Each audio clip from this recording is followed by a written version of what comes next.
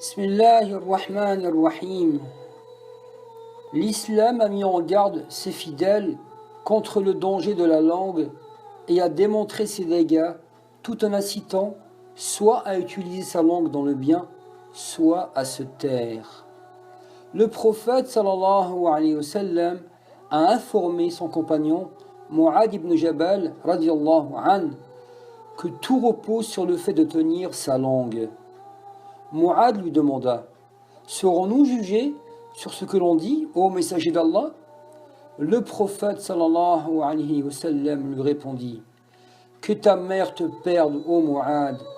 Les gens ne seront-ils pas précipités en enfer sur leur visage si ce n'est à cause de ce qu'a récolté leur langue? Rapporté par At-Tirmidhi et authentifié par Cheikh Al-Albani. D'après Abdullah ibn Amrin, le messager d'Allah sallallahu alayhi wa sallam a dit: celui qui se tait sera sauvé. Rapporté par At-Tirmidhi et authentifié par Cheikh Al-Albani.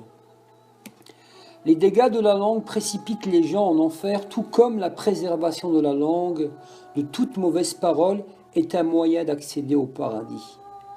Le prophète sallallahu alayhi wa sallam a dit: celui qui me garantit ce qu'il a entre ses mâchoires et entre ses jambes, je lui garantis le paradis.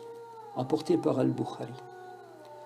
Le messager d'Allah sallallahu alayhi wa sallam nous a enseigné une règle sublime: que celui qui croit en Allah et au jour dernier dise du bien ou qu'il se taise. Rapporté par Al-Bukhari. Il a donc relié la parole à la croyance en Allah et au jour dernier.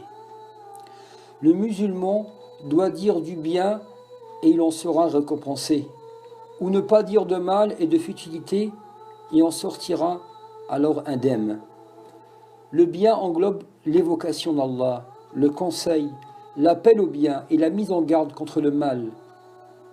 Le silence indiqué dans le hadith précédent est en rapport à ce qui nuit à la religion de la personne ou qui n'est d'aucune utilité, tel le mensonge, l'insulte, la vulgarité ou la futilité.